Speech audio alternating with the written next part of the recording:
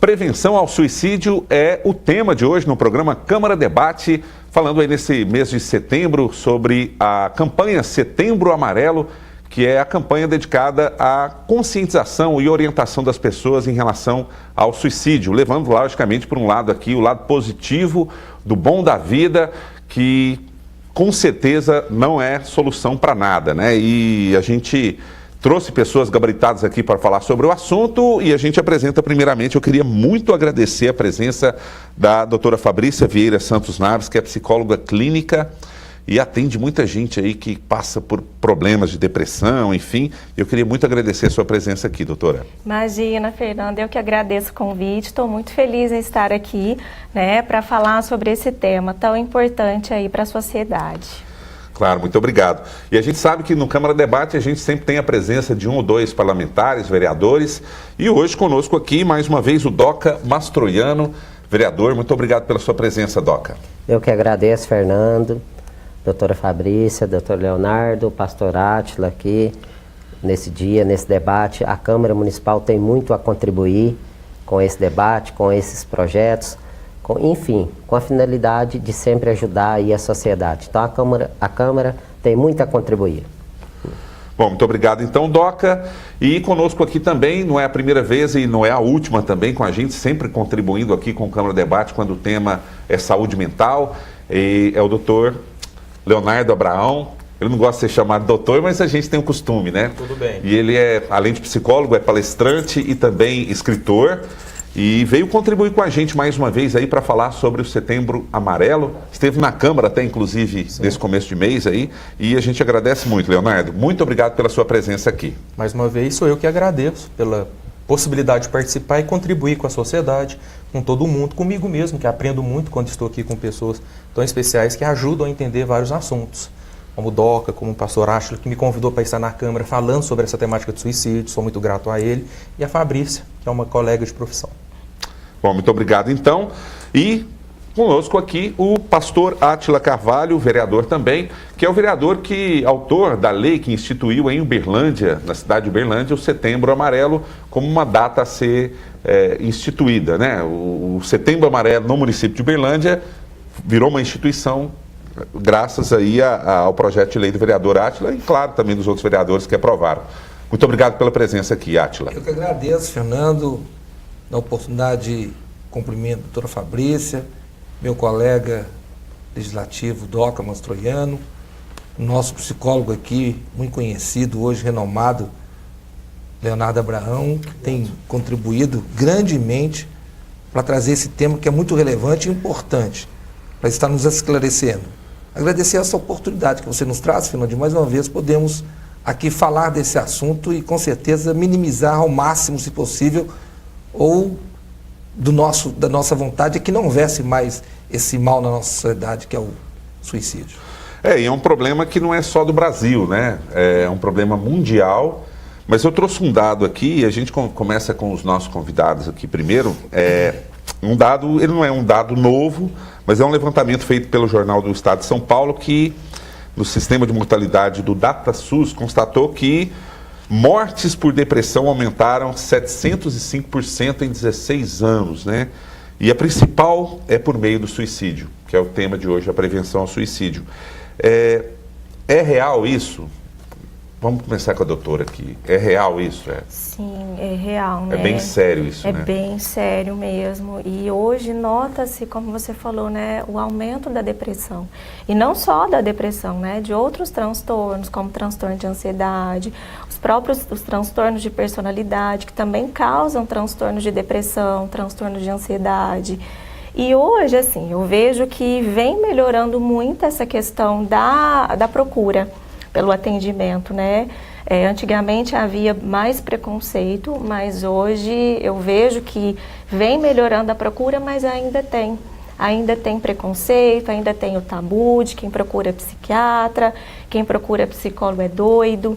Eu vejo que as pessoas têm vergonha, muitas pessoas têm vergonha em falar que estão fazendo uma psicoterapia, que estão fazendo um tratamento com psiquiatra, né? E em decorrência de todas as dificuldades que a gente vem vivendo, né, na sociedade, A tecnologia, as pessoas muitas vezes não sabem usar. O problema da tecnologia é isso, as pessoas não sabem usá-la. E vem aumentando aí esses transtornos, crescente desesperança e que vai levando aí essas altas taxas de suicídio.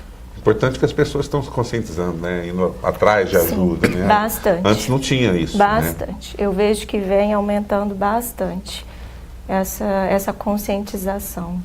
Bom, e o Leonardo, ele participou na primeira sessão desse mês de setembro de 2018. Talvez você esteja vendo o programa em outro momento, que não seja o mês de setembro, mas é sempre bom reprisar esse programa o ano todo, para que esse assunto, na verdade, ele vale para o ano todo, né? O setembro é só um mês de conscientização e tal. E o Leonardo, ele tocou muito bem na Câmara, na primeira sessão, usou a plenária, que não tem idade, né? Pode ser criança, adolescente, adulto, idosos, cada um com a sua característica e deve ter um cuidado específico, né, Leonardo? Sim.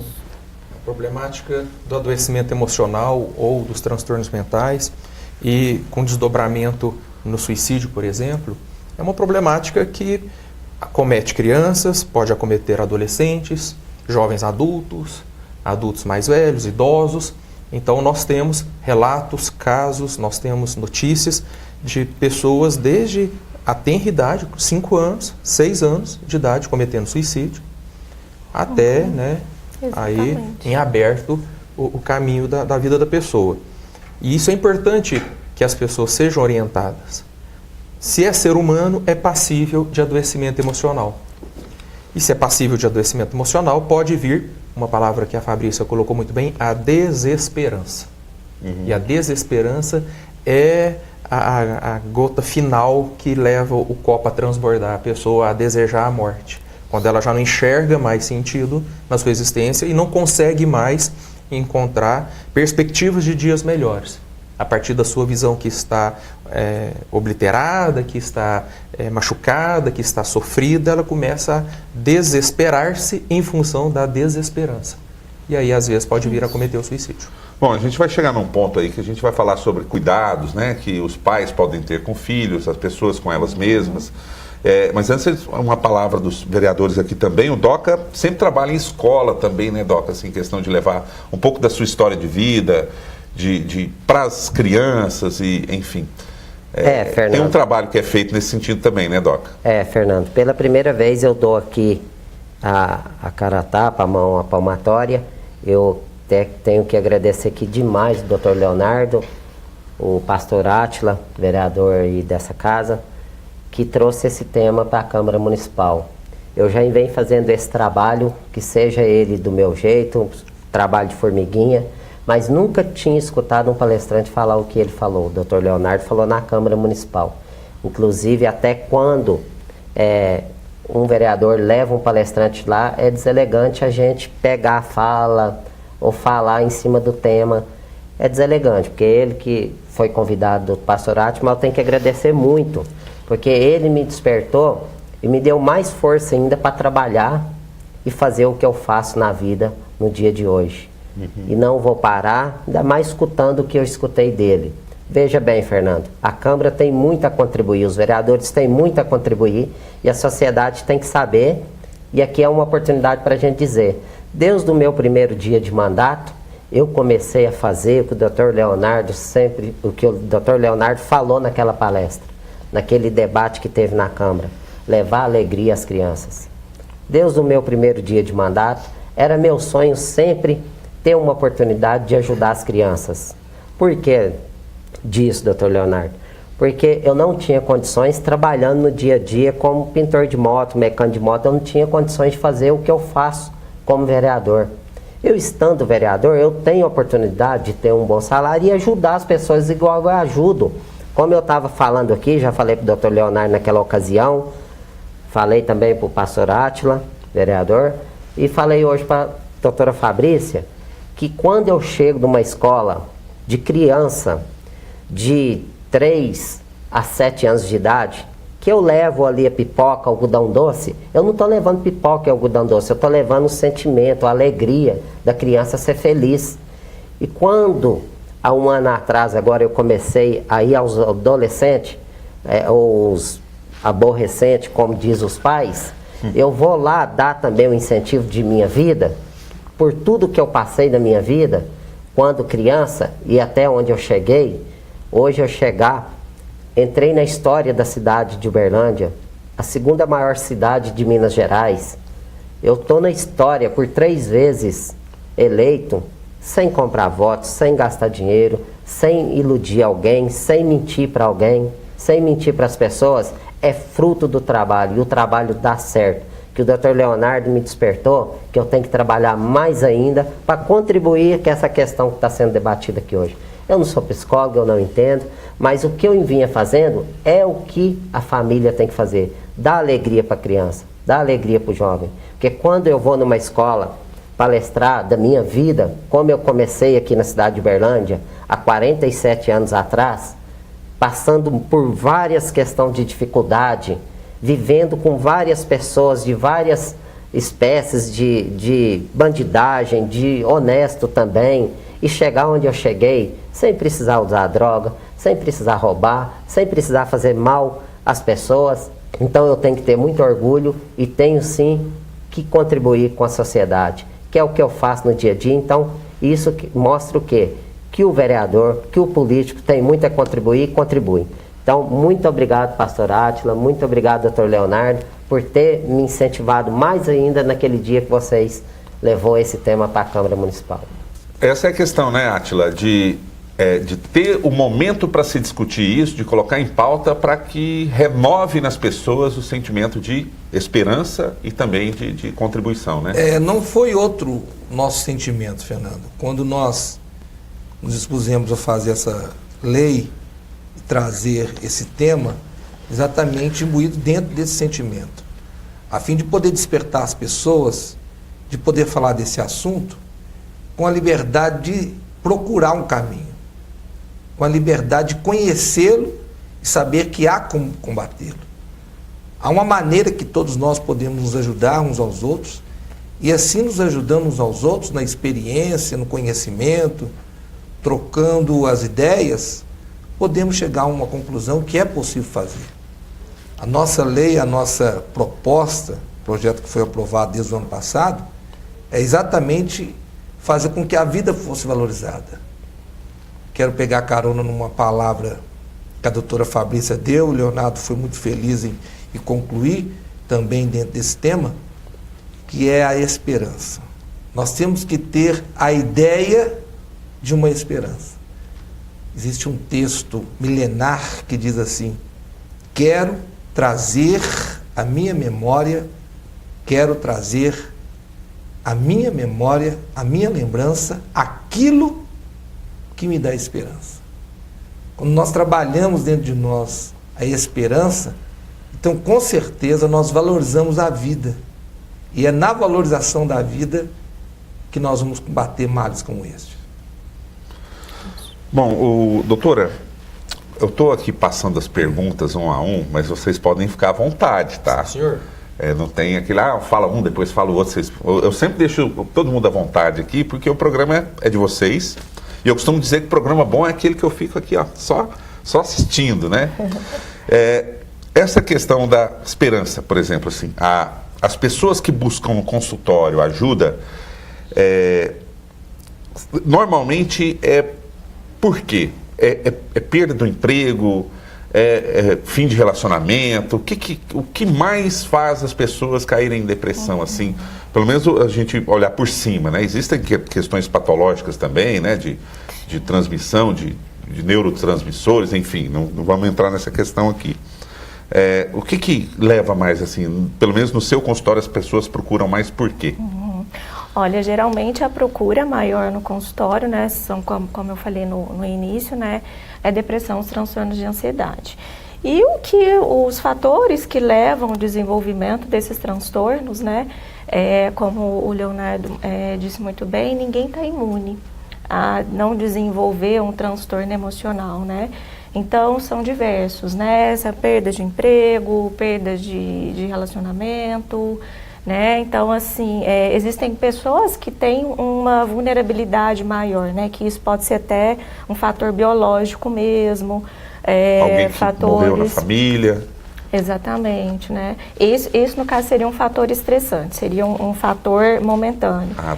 né? Que no caso a pessoa já teria uma predisposição ao desenvolvimento. Existem pessoas que têm uma predisposição maior do que outras pessoas para o desenvolvimento de transtornos emocionais, né? Então essa predisposição ela pode ser biológica, ela pode ser situacional, por exemplo, pessoas que passaram por traumas na infância, como abuso físico, abuso sexual, dentre outras. Próprios, sem ser questão de trauma, mas a própria criação mesmo, situações negativas que vivenciaram na infância. Então, todos esses fatores, eles levam a uma predisposição. A pessoa tem uma predisposição ao desenvolvimento do transtorno. E o que acontece? Ao longo da vida, vão acontecendo estressores. Um estressor específico, ele não é fator determinante para desencadear um transtorno emocional. Então, vai depender da resiliência que a pessoa tem. Então, às vezes, a pessoa ela vai convivendo, vai acontecendo vários estressores, vários problemas, né, várias dificuldades. Assim como você falou, é um término de um relacionamento, a perda de um emprego, a perda de algum familiar. E essa pessoa ela vai suportando essas dificuldades. E às vezes, diante de um estressor mínimo, instala o transtorno emocional. E também tem a questão das crenças, né? Quanto mais rigidez a pessoa tem, né? Quanto mais rigidez nas crenças, na interpretação da forma que ela pensa a respeito de si mesmo, do mundo e das outras pessoas, mais vulnerável essa pessoa está para instalar aí um transtorno emocional. E no caso, o transtorno emocional é o gatilho que pode levar ao que a gente está discutindo aqui hoje, né? Que é a desesperança e finalmente acaba a própria vida. Isso. Na verdade, o transtorno emocional é o que desenrola, é o final. O gatilho é o que você falou. É o que pode ser o problema, né? A perda de emprego. Tá. Então, esses fatores, esses estresses situacionais podem ser os gatilhos para a instalação do transtorno emocional, mas não quer dizer que aquilo veio no momento. A pessoa ela já tinha uma predisposição, ela já tinha outros fatores que juntos, né, foram aí contribuindo para a instalação do transtorno emocional. Quer ver uma coisa muito interessante de complementar aí, Fernando, tomando por base essa verdadeira aula que a Fabrícia, né, nos deu sobre a relação entre gatilhos, condições, circunstâncias, transtornos e possíveis desdobramentos, né, como, por exemplo, até o suicídio. Quando a gente fala em gatilho, vamos supor a perda de alguém, ou um acidente no trânsito, né, ou uma demissão, por exemplo, né, inesperada. Nós temos aí gatilhos que podem desenvolver respostas emocionais da pessoa que vai desenvolver, por sua vez, um transtorno emocional. Uma coisa muito interessante de ser colocada, e eu acho que a mídia cumpre um papel importantíssimo nesse sentido, é mostrar que, por que será que algumas pessoas, frente a alguns gatilhos, tipo uma demissão inesperada, né, a perda de um emprego, ou a perda de alguém, um luto inesperado, por que algumas pessoas conseguem resistir de uma certa maneira e outras pessoas sucumbem profundamente, né, e vêm a sofrer e adoecer profundamente, sendo que os fatores, os gatilhos são os mesmos. Colocando de lado a questão biológica, como você disse, né, fisiológica, orgânica, que é um referencial, eu não trabalho muito com esse referencial, mas colocando outras questões, como o Doc estava falando, a criança que brinca, a criança que teve uma infância feliz, a criança que pôde explorar o seu próprio corpo, pôde brincar com outras pessoas, pôde explorar a sua rua, a sua casa, a sua praça, enfim, o seu bairro. Teve uma certa liberdade. Teve liberdade, né? Algumas abordagens da psicologia trabalham até com o conceito de repertório. Uma criança, por exemplo, que pôde explorar muitos repertórios. Então, ela se enriqueceu em termos de repertórios. Ela sabe o que é subir numa árvore e cair. Ela sabe o que é atravessar uma rua e quase ser atropelada, então ela aprendeu. Ela sabe o que é brincar de correr, ela sabe o que é trombar. Sabe cair de bicicleta. Sabe o que é se relacionar com outras pessoas. Num jogo, sabe discutir se foi pênalti ou não foi pênalti. E dentro daquelas 20 pessoas envolvidas, ela tem experiência de testar a sua argumentação. Ela vai desenvolvendo repertórios. Certo. Essa criança que brinca, esse adolescente que brinca, ele está treinando. Exato. Ele está treinando para ser uma pessoa mais saudável. Porque ao brincar, está desenvolvendo muitas habilidades, está aprendendo a se relacionar. E aí quando na vida adulta vem o desemprego, vem o luto, vem o acidente, quem cresceu brincando, rindo, se divertindo e se explorando, vai ter mais ou menos repertório. Vai ter muito mais repertório. Isso. Vai ter muito mais capacidade de lidar com as vicissitudes da vida, mais resiliência, mais experiência. Isso. Por isso é importante esse trabalho. Investir na infância, Exatamente. investir em brincadeiras, investir em espaço de crescimento lúdico. Porque brincar não é brincar. Brincar é treinar, crescer. Isso. E não é de Bem hoje interessante até, esse ponto de vista, hein? se me permite, cooperando com o Leonardo, quando eu era criança, eu fazia as coisas de criança. Eu pensava como criança. Eu falava como criança. Eu brincava como criança. Esse desenvolvimento normal e natural já é conhecido há muitos e de muitos anos, que traz-nos a memória de nós fazermos e desenvolvemos uma memória no seu tempo certo.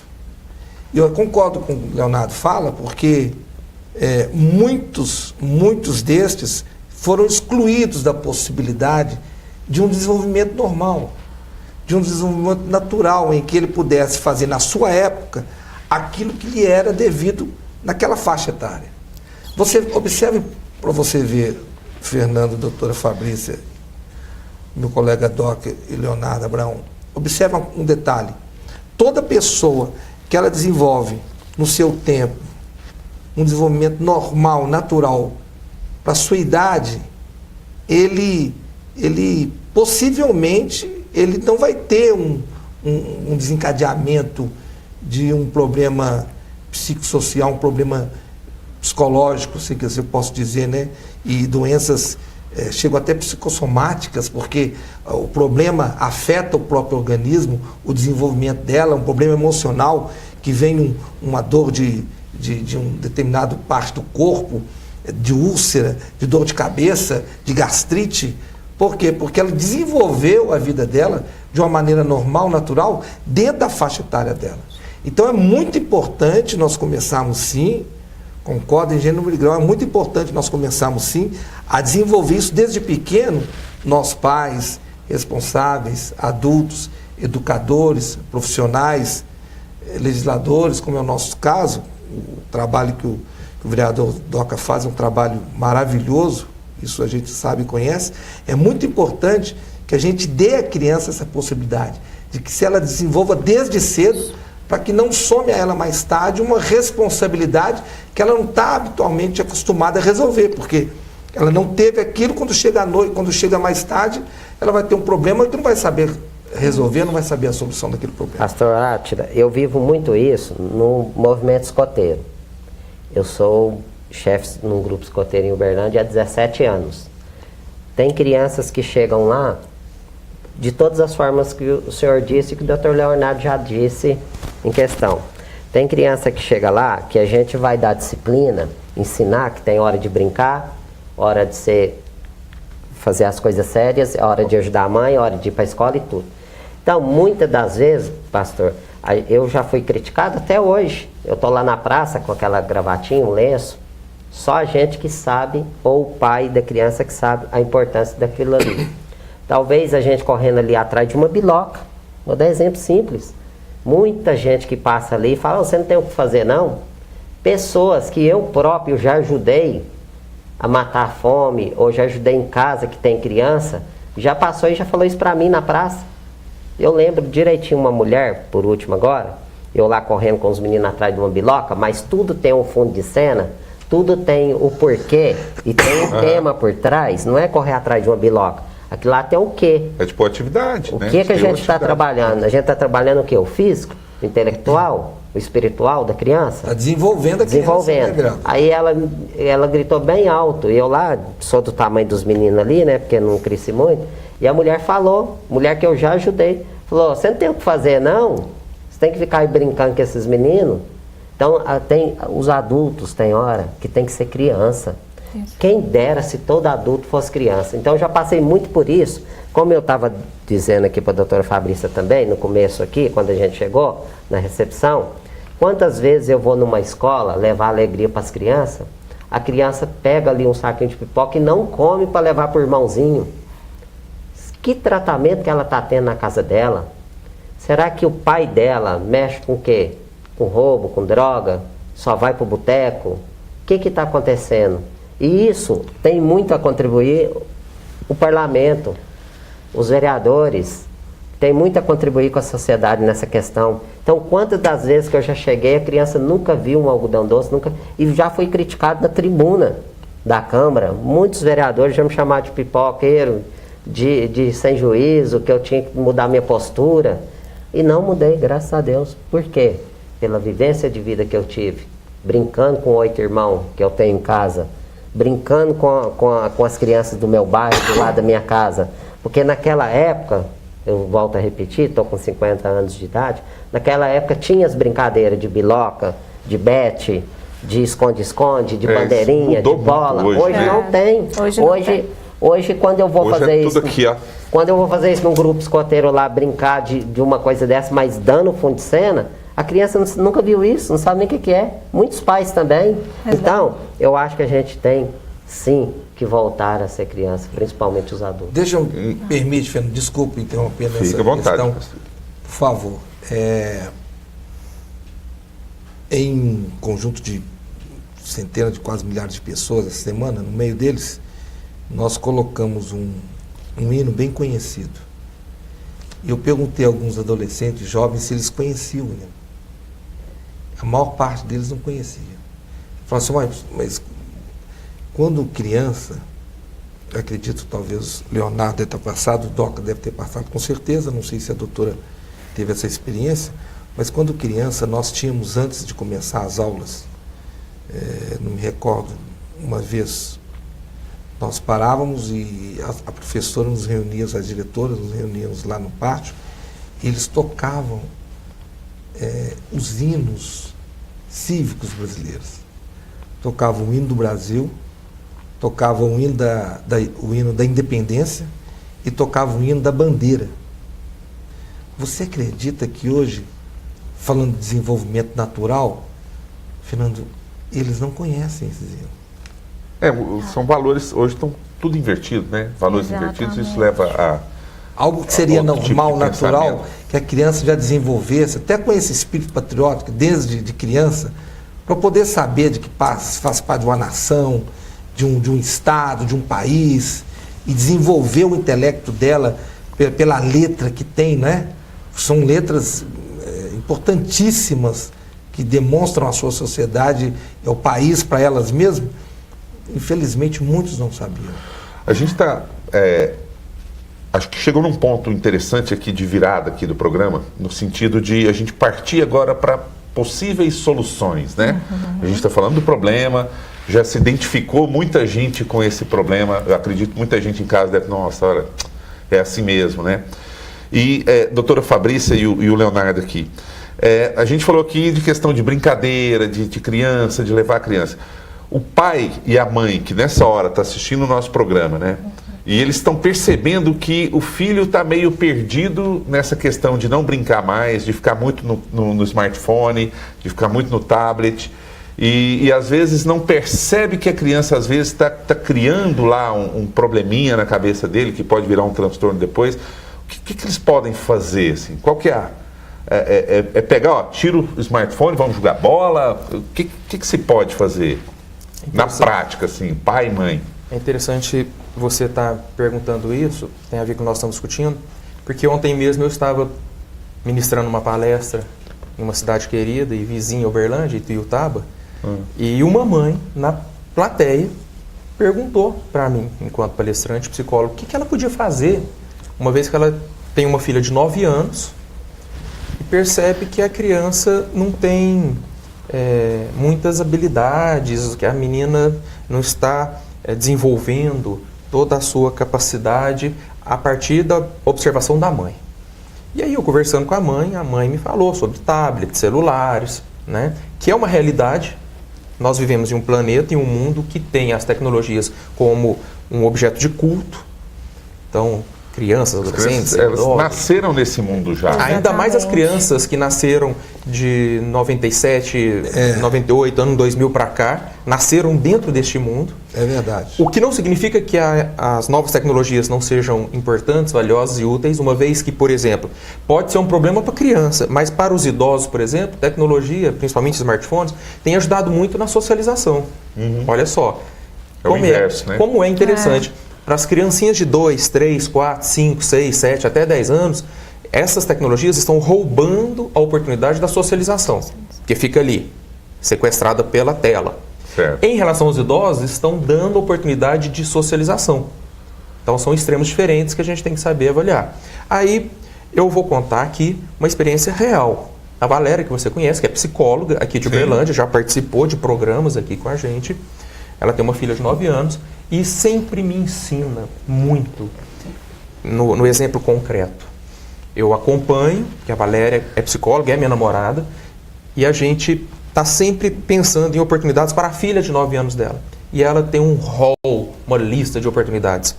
Carrega o skate no porta-mala do carro, carrega patins, que tem aquelas 3 rodinhas.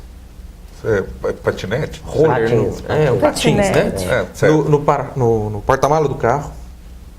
Tem sempre um biquíni, um maiô no porta-mala do carro. Está sempre ali no Teatro Municipal, né? Ao lado do Teatro Municipal, aqui na Rondon Pacheco, tem uma área acimentada grande. Está sempre levando a menina após a aula para andar de patins, para andar de skate, para andar de bicicleta. 5h30, 17h30, 18 horas, das 18 às 19 horas, 1 hora de skate, 1 hora de patins ali no Teatro Municipal. Antes de ontem, me convidou para ir a uma cachoeira de Uberlândia. E olha que eu sou cidadão uberlandense. E não conhecia. Eu tenho 44 anos e se eu fui a Cachoeira Sucupira, que é a mais famosa, né? E perto aqui. E perto, 6 quilômetros ou 15 minutos. Eu acho que eu fui com o pessoal da minha escola quando eu tinha 7, 8 anos. Mas nunca mais. Ela falou assim, eu falei, vamos pro shopping? Ela falou, que shopping? Sol desse, um tempo seco desse, vamos pra Cachoeira de Sucupira. Uai, então vamos, né? Eu fui meio resistente, mas vamos, porque eu tenho, apesar da resistência, eu tenho me aberto a novas experiências. A gente tem que se esforçar nesse sentido, né? Nós temos que nos abrir a novas experiências. Fernando, que coisa maravilhosa. Nós saímos daqui do centro de Uberlândia às 2 horas da tarde, às 2h25. A gente já estava lá. Estaciona o carro, faz uma trilha de 5 minutos no meio da mata, uma delícia. Chega na cachoeira maravilhosa, lindíssima, a queda d'água, muita gente lá, mas com espaço para todo mundo. Entramos na água, mergulhamos, nadamos até a queda d'água, a menina de 9 anos, brincou comigo até. Então existem alternativas, gratuitas inclusive, basta, o que precisa é a boa vontade dos pais e dos responsáveis. Exatamente. Me permite de novo. Doutor, hoje está muito, desculpe, Leonardo Abraão está muito cooperativo, excelente. É por isso que ele está aqui, né? É verdade, muito merecido aqui conosco. Você disse uma coisa que eu acredito muito, na função dos pais e do responsável, em incutir nessa criança, incutir a ela esse conceito, esse conteúdo. Vou dar uma experiência minha. Eu tenho um filho hoje grande, está cursando aqui na Federal, está estudando aqui. Quando pequeno ele tinha uma dificuldade enorme de comer. E eu tinha que estar trabalhando para ele comer. E quando seu filho de 5, 6, 7 anos de idade, quando você quer que ele coma, ele não come, você fica preocupado, você faz de tudo para ele comer e ele não come. O filho homem é a minha experiência com meu filho. Aí eu conversei com minha esposa, falei, como que eu vou fazer? Eu falei, já sei. Coloca um prato de comida para mim com tudo que eu quero que ele coma. Não põe para ele não, porque ele já não gosta. Aí ela colocou meu prato de comida com tudo que eu queria que ele comesse. E ele com o prato dele lá ficava observando. Eu pegava aquilo e eu comia e eu dizia, que delícia, que coisa gostosa, que é o brócolis, que é a cenoura. Esse alface é tão gostoso. E ele ficava me observando. E eu comia. Um dia, no outro dia ele colocava, pedia, mãe, me dá isso aqui. Aí ele comia e falava assim, pai, que delícia. Foi modelo, né? Eu penso que nós, Exatamente. pais responsáveis, Exato. nós temos a responsabilidade de incutir, de transferir, de dar conteúdo da maneira que nós acreditamos que a criança vai desenvolver desde da sua infância. Eu acho que é uma das soluções. É uma das A cultura, por exemplo, vamos pegar por exemplo, eu digo por conhecer bem, a cultura judaica, o judeu. Toda sexta-feira, a partir das 2 horas da tarde aproximadamente, ele se reúne já com a sua família, vai para um hotel, com um local, e ele, naquele dia, já a partir do sol se pondo, e no sábado, ele incute a criança, ele transfere, ele dá conteúdo de toda a sua vida, de toda a sua tradição, de todo o seu conhecimento, de todo o seu costume, de toda a sua língua. E o que acontece? Aquilo vai criando dentro da criança, vai desenvolvendo dentro dela todos os mecanismos de conhecimento que ela passa a ter dela mesma, que se de outra forma ela não saberia. Então ela recebe do pai, a criança, agora falando em geral, ela recebe do pai, do cuidador, do responsável, esses conceitos, esses conteúdos, que vai formando dentro dela esse caráter, que vai formando dentro dela essa pessoa, sabendo dos problemas que o pai passou, das dificuldades que eles tiveram, dos embates que eles sofreram na vida e daquilo que os fez vencer de estar até aquele momento ali.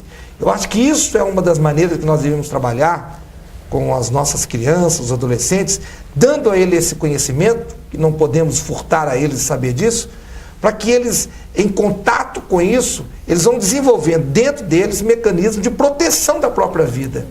Em saber que a vida está ali e a vida tem que ser vivida, porque viver é dom, é muito bom. Viver é dom, veja bem, é muito bom. Mas viver bem é melhor. Exatamente. E falando, né, como foi dito aqui, né, a questão dos mecanismos de proteção, fatores protetores, tudo isso que eles falaram, né, existe um conceito, né, que são necessidades emocionais básicas. As necessidades emocionais básicas são inatas e universais. Então, ou seja, todos nós nascemos com essas necessidades. E quem vai satisfazer essas necessidades emocionais básicas serão os nossos cuidadores, né? Pais ou outras pessoas que são responsáveis. Né? E quais são essas necessidades emocionais básicas? Já falando até em termos de prevenção também aos transtornos emocionais. Né? E vai depender de cada faixa etária também. E do temperamento, né?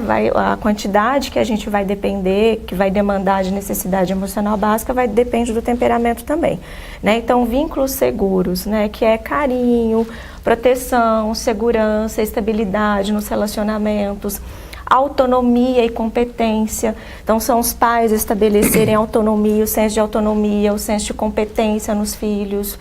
Limites realistas, então colocar limite, mostrar o que pode, o que não pode, expressão assertiva dos sentimentos, então validação emocional, então permitir que os filhos expressem os sentimentos, expressem os desejos, que eles sejam validados nas suas emoções e aquilo, né, que o Doca tanto falou, né, lazer e espontaneidade, então faz parte. O atendimento dessas necessidades emocionais básicas previne transtornos emocionais. Por quê? Na verdade, a sintomatologia, né, os transtornos emocionais que as pessoas vão desenvolver no futuro, nada mais nada menos do que a falta das necessidades emocionais básicas, essas necessidades que não foram supridas aí na faixa adequada. E o Leonardo falou um ponto interessante, que a experiência da cachoeira, por exemplo, não fez bem só para a criança, mas para os adultos também. Com certeza. Não é assim, o pai e a mãe que pega o seu filho e faz um programa diferente, não está fazendo bem só para a criança. Essa pessoa, ela está se oxigenando, vamos dizer assim, também na fase adulta, né? Faz bem para todos, né? A importância da família, como o Dr. Leonardo diz, o que acontece? Fernando, o que acontece? No grupo escoteiro que eu participo há 17 anos, tem 70 crianças. Eu te falo aqui com sinceridade, tem 30 pais ali que eu não conheço. Ele larga a sua criança ali, vai beber, vai para um futebol, e é 2 horas de atividade. Tem uns 30 pais ali que eu não conheço. Deixa seu filho ali, como se diz, cuida aí que eu vou ali para minha bola, vou ali para minha cerveja, vou para meu salão, sendo que é 2 horas no sábado. Isso também tem que ser, pessoas que nos assistem, os pais que nos assistem, tem que ser repensado. Pai, vai levar seu menino participar, vai ver o que ele está fazendo, como ele fez. A gente vai, tem dia, Fernando, com 30 a 35 crianças de 7 a 11 anos, lá para baixo da tenda do Moreno, que tem uma trilha lá, tem cachoeira, 3, 4. Também. E os pais podem ir. A gente chama os pais para ir. Quantos pais vão? 3, 4. A gente vai fazer um acampamento, que vai ali sexta, sábado e domingo. Chama os pais, faz reunião, vai 10 pais, 8. De 35, de 40 crianças, vai 35. Isso é errado. Os pais têm que contribuir para não deixar depois, amanhã, a oportunidade de nós falarmos, né, pastor, na tribuna, que a família tem que cuidar, não é só o político. O político tem que fazer mecanismo para ajudar, como a gente faz. Interessante, E nem Fernando, só a escola também, né? se me permite, parece-me que está certo aqui, pelo que eu vejo, a vertente aqui ficou nas crianças.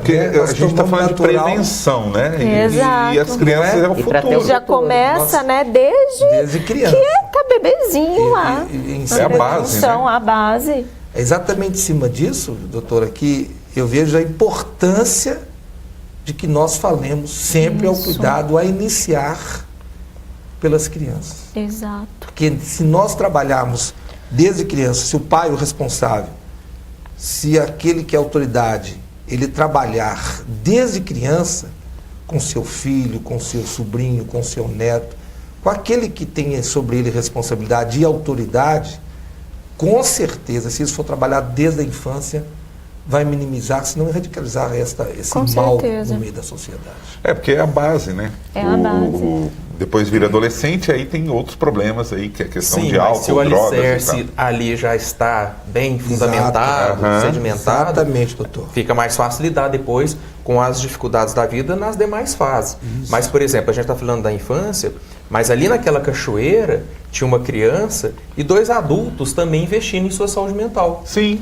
É o que você falou, certeza. buscando, Importantíssimo. né, oxigenando a relação do casal, né, visualizar novas possibilidades no seu dia a dia. Que agora a cachoeira, principalmente a cachoeira Sucupira, que tinha desaparecido da minha memória, passo a considerar como um elemento de lazer sistemático. Quero ir numa quarta-feira à tarde ver como é que é, porque eu fui num final de semana.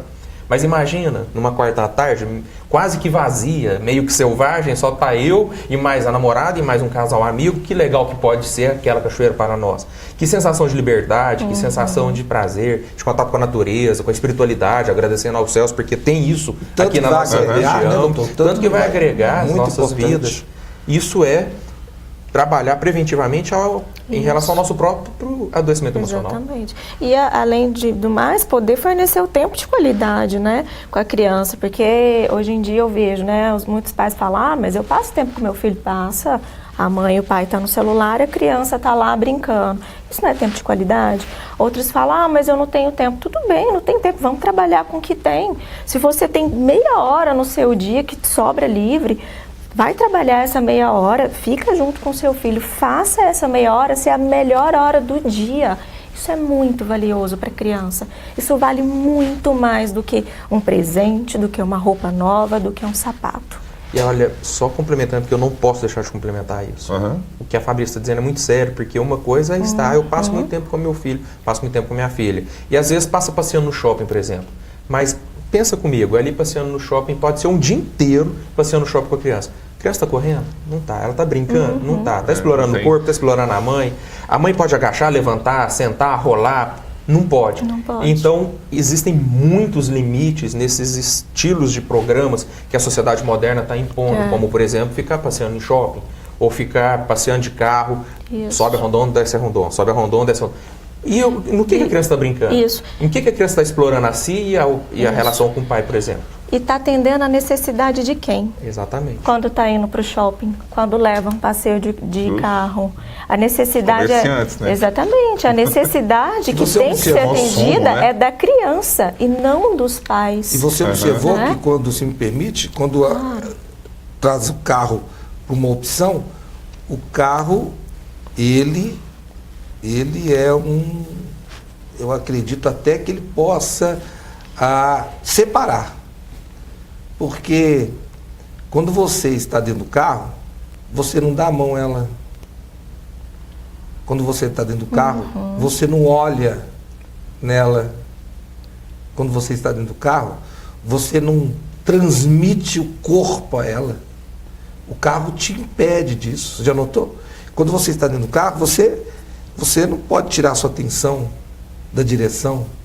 Você está passando a marcha, você está nos pedais, você está olhando o retrovisor, você está olhando para frente. Sim. E você está conversando para assuntos sérios, hein? Você está conversando assuntos importantes, relevantes dentro do carro, mas você não está transmitindo. Não está presente, né? Você está Com a presente, mas criança, está não tá. ausente. Porque você não Exato. transmite. Você fala de assunto sério para a criança, às vezes exorta, chama atenção, desce do carro e apaga o assunto.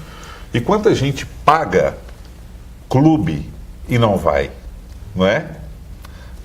Eu pago clube X, né? Não vamos falar nome de clube.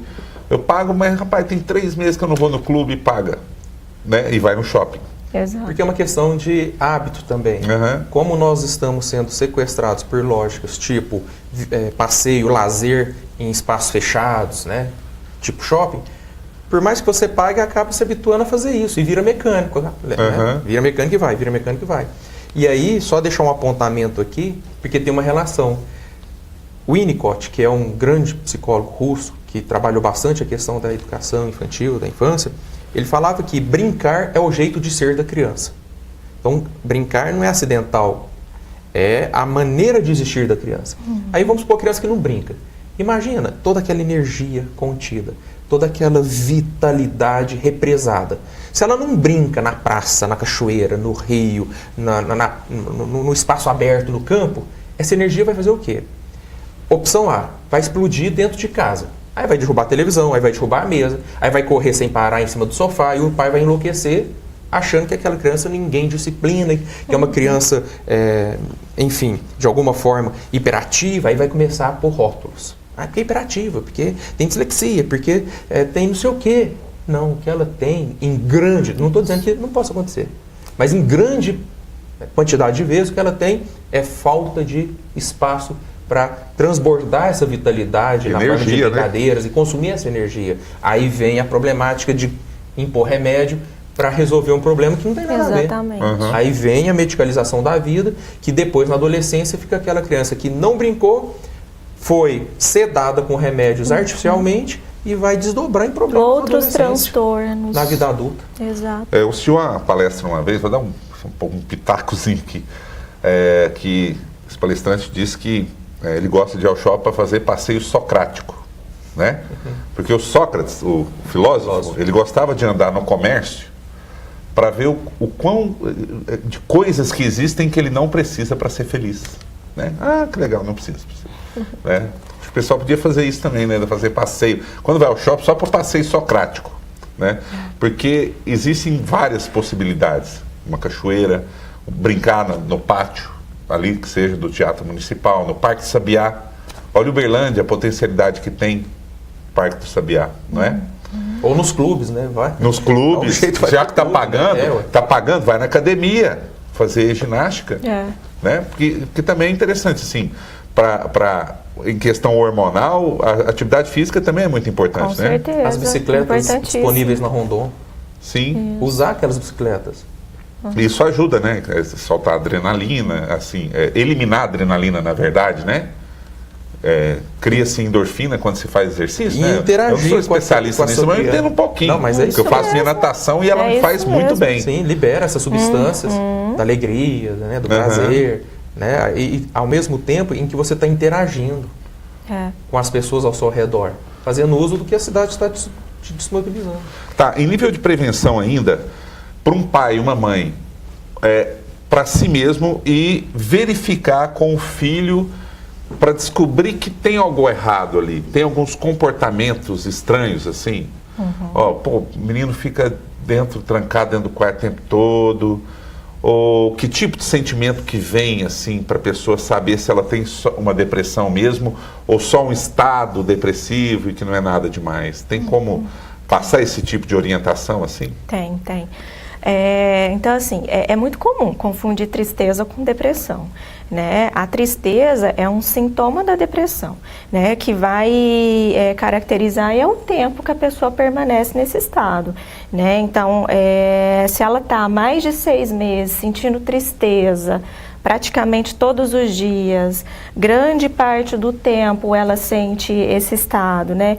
Irritabilidade, se ela sente problemas com sono, né? Dorme demais ou dorme pouco, distúrbios alimentares, então come demais ou come pouco também, mudança de humor repentina também, ansiedade, a irritabilidade, como eu falei, perda de prazer, apatia, então desmotivação, falta de vontade, falta de ânimo mesmo, né? Se isso persiste por mais de 6 meses, se a pessoa permanece nesse estado, é importante avaliar, né? Porque pode ser que a pessoa tenha instalado aí um transtorno, né?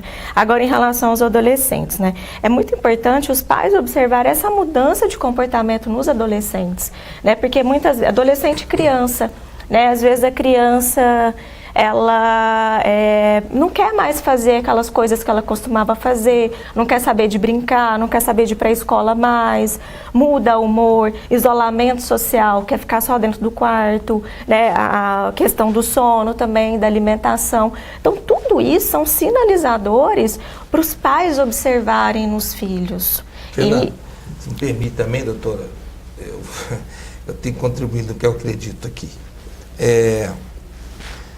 Nós somos de uma cultura de muita festa. Nós temos muitos motivos de festejarmos. Mas as circunstâncias nos roubam esta alegria de festejar. E eu vou dizer, dentro da prevenção, se me permite, doutora, nós temos que promover festejar. Porque a alegria é, com certeza, um dos instrumentos de maior poder em você realizar na pessoa, e você vai estar prevenindo o que culmina tudo isso, que é a tristeza.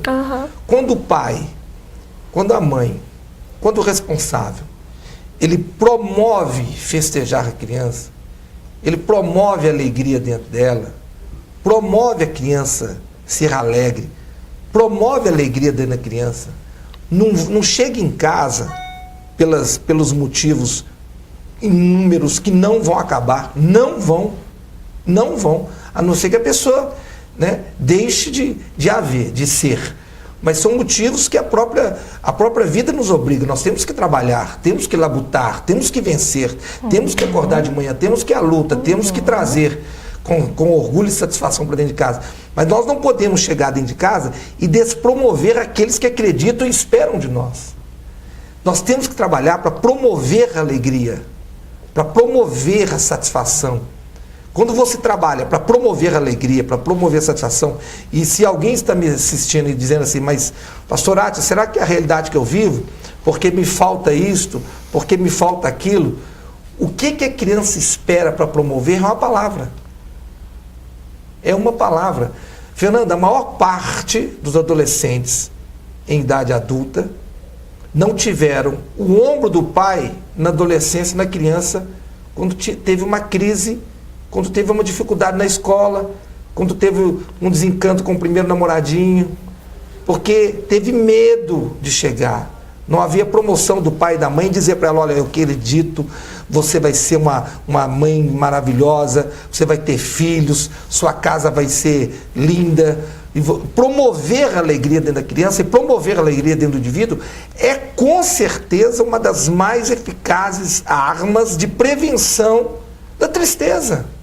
A criança não pode se desenvolver num ambiente que falta tudo, mas não pode faltar atenção, o amor, o carinho, que não custa. Isso não custa. Você dizer, ó, Fernando, só para você ter uma ideia, vou ter que falar isso aqui. Quando Jesus ele foi batizado, ele saiu das águas, quando ele pisou do lado de fora do Rio Jordão, uma voz do céu disse assim: este é o meu filho amado, que só me dá alegria, que só me dá prazer. Imediatamente, Jesus, ele foi levado a ser tentado no deserto pelo diabo. A primeira coisa que o diabo falou com ele foi: olha, se você é filho de Deus, ele havia acabado de ouvir que ele é filho de Deus. Satanás fala com ele: se você é filho de Deus, transforma essa pedra em pães. O que fez Jesus ficar no deserto, sendo tentado por todo aquele tempo pelo diabo? Porque ele havia ouvido do Pai que ele era amado, que ele era querido. Então, quando o pai, me escuta, quando você falar para o seu filho: filho, eu te amo. Quando você falar para sua filha: filha, você é a coisa mais importante, eu te amo. Você vai estar transferindo uma alegria, uma força, e que ele pode passar pela tribulação, pode passar pela dificuldade, pode ser tentado, como foi o Filho de Deus, mas ele vai lembrar: o Pai me ama. Você trabalhou, você festejou o coração dele, você fez ele acreditar que o amor vai estar acima de toda dificuldade que ele possa estar enfrentando na vida, no casamento, em toda a estrutura. Ele vai falar assim: eu estou sofrendo, mas o Pai me ama. Então nós temos que fazer as crianças celebrar a vida, celebrar o amor desde criança. Não economize a palavra eu te amo para o seu filho. Filho amado, querido, lindo, que eu te amo, melhor do mundo. Filha amada, querida filha linda, melhor do mundo. Não economize, porque quando você faz isso, você celebra dentro dela a esperança em saber, com isso ela vai construir um caráter, uma pessoa que é amada. E vice-versa, né? O filho também falar para o pai, para a mãe, né? Exato. E convertendo palavras em ações. Convertendo só falar palavras em atitudes. Eu te Exatamente. amo e por isso estou com você, vou brincar com você, vou te levar na cachoeira, vou passear na rua de bicicleta com você, vou estudar com você para te ajudar nas dificuldades da matemática. Converter palavras em atitude. Em outras palavras, isso que o pastor Átila colocou dentro de uma leitura bíblica, o Freud, que é um cientista, né, conhecido internacionalmente, pai da psicanálise, dizia, em outras palavras, da seguinte maneira: de quantas coisas são capazes as pessoas que sabem que são amadas. Quem se sabe amado... Muito bonito isso. Quem se sabe amado, quem se sente amado, o Freud dizia, de quantas coisas são capazes aqueles que se sabem amados. Muito lindo. Perfeito. Ó, a gente levaria acho que uns 4 ou 5 horas aqui falando sobre o assunto, e um assunto bem saudável, né, para quem está nos assistindo.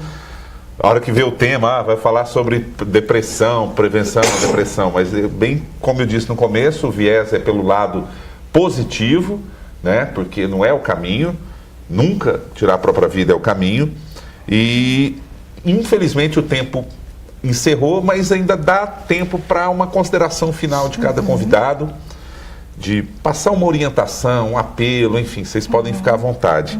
E a gente começa aqui com a doutora Fabrícia, termina lá no pastor Átila. Então a gente agradece muito aqui, Fabrícia Vieira Santos Naves, psicóloga clínica, primeira vez com a gente aqui, espero que não seja a última, e muito obrigado, Fabrícia, contribuiu muito, foi muito bom a sua presença aqui, muito obrigado.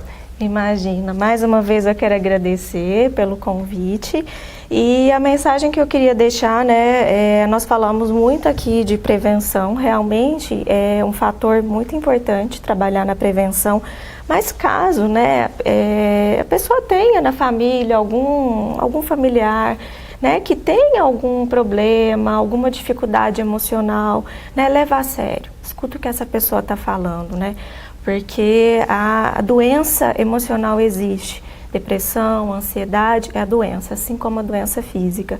Então, escuta o que essa pessoa tem para dizer, acolha, jamais, né, minimize o sofrimento da pessoa, jamais invalide aquilo que a pessoa está dizendo, né? Então reconheça esse sofrimento, mostra apoio, consideração e mostra que está lá para ajudar o que a pessoa está dizendo, porque a doença emocional é coisa séria e é coisa que a gente tem que falar assim, é coisa que a gente tem que trabalhar e tem que ser tratado. E existe tratamento. Hoje em dia, cada vez estão surgindo tratamentos modernos, tanto na área da psiquiatria como da psicologia.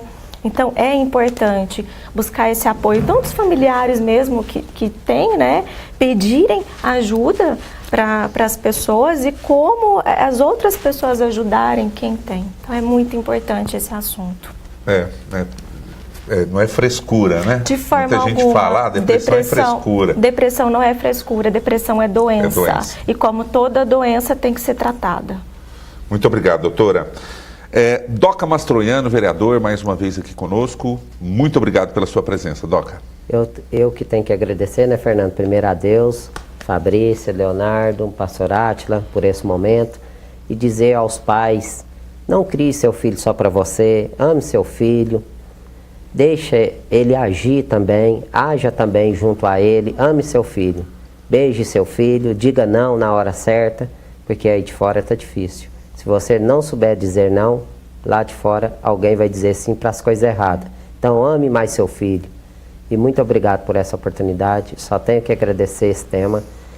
E através do Dr. Leonardo aprendi e me dá mais força ainda a trabalhar e fazer o que eu faço. Muito obrigado a todos. Bom, muito obrigado, Doca Mastroianno, e também o Leonardo Abrão, psicólogo, palestrante, escritor, livro recente aí saindo do forno.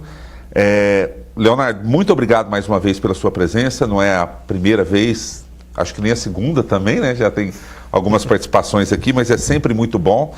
Espero que não seja a última e a gente agradece muito, imensamente a sua presença. Muito obrigado. Eu que sempre fico muito grato pela oportunidade de poder ajudar sempre que você me convida.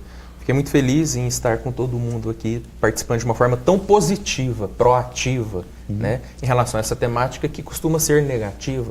Mas falar de prevenção ao suicídio significa falar de promoção da vida, que inclusive é o título do meu livro, Promoção da Vida. Cuidando dos indivíduos e mudando as sociedades, todos os suicídios são evitáveis. Essa é a temática que eu trabalho no livro.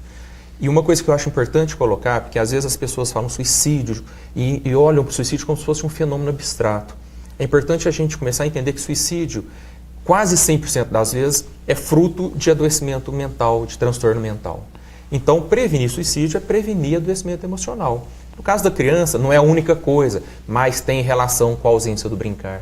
No caso da adolescência, não é a única coisa, mas tem relação, por exemplo, com o consumo cada vez mais inadequado de substâncias psicoativas, tipo álcool, tipo drogas ilícitas. Tem que estar de olho nessa questão das drogas lícitas e ilícitas na vida dos adolescentes, e isso tem provocado adoecimento emocional. No caso dos adultos, uma vida sem sentido, sufocada pelo estresse do trabalho, tem provocado adoecimento emocional. E no caso dos idosos, o abandono, a solidão também tem machucado e adoecido. Então, olhando para tudo isso, a gente vai começar a desenvolver políticas mais assertivas, políticas públicas. Os legisladores são fundamentais no desenvolvimento de políticas públicas contra o adoecimento emocional e contra o suicídio. E é um prazer poder dizer isso a todo mundo. E se você é legislador também, se você é empresário, se você é diretor de escola, se você é líder religioso, se você está na posição de gestão de pessoas, leve psicólogos, psiquiatras, filósofos, chame as pessoas para falar sobre saúde mental no espaço que você gerencia. Bom, muito obrigado, Leonardo Abrão. Pastor Átila Carvalho, autor da lei que instituiu aí o Setembro Amarelo em âmbito municipal. Muito obrigado mais uma vez pela sua presença aqui, pastor. Muito obrigado. Obrigado, Fernando. Prazer conhecer a doutora Fabrícia, meu colega de todos os dias de trabalho, Doca Mastroianno, pessoa que eu tenho muito respeito e estima pelo trabalho que Vossa Excelência tem desempenhado na Câmara. Leonardo Abrão, essa pessoa que conheci de um conhecimento profundo e tem ensinado a nós e a toda a sociedade, com a sua experiência técnica, a sua experiência de vivência, que vai com certeza ajudar a todos nós a solucionar esses e outros problemas. Mas eu quero deixar também um pensamento, Fernando, para todos que estão nos assistindo, que diz o seguinte: ensina a criança o caminho que ela deve de andar, para que quando na adulta, quando maior, quando um homem ou uma mulher grande, ele não se desvie desse conhecimento e desse ensinamento. Então a criança, ela está disposta a aprender. O que nós temos que fazer como pais, educadores, é ensinar esse caminho. Faço minhas palavras do Leonardo Abraão: ensine em prática o caminho que ela deve andar. Ensine a ela, fazendo com ela, participando com ela. E com certeza essa criança, quando adulta, ela vai caminhar naquilo que ela aprendeu, porque ela está pronta para aprender. Obrigado, Fernando. Bom, muito obrigado então, vocês convidados aqui, você em casa, talvez chegou agora ou pegou um pedacinho do programa, não, perdi, não perdeu. Você pode ir no portal da Câmara, no câmarauberlandia.mg.gov.br, tem o link lá da TV Câmara, link do Câmara Debate, tem esse e vários programas para você assistir na íntegra, além das reprises que são feitas aqui na TV Câmara, tá? Então, continue com a gente, TV Câmara Uberlândia, Câmara Debate volta com outro tema em outro momento. Até lá. Tchau, tchau.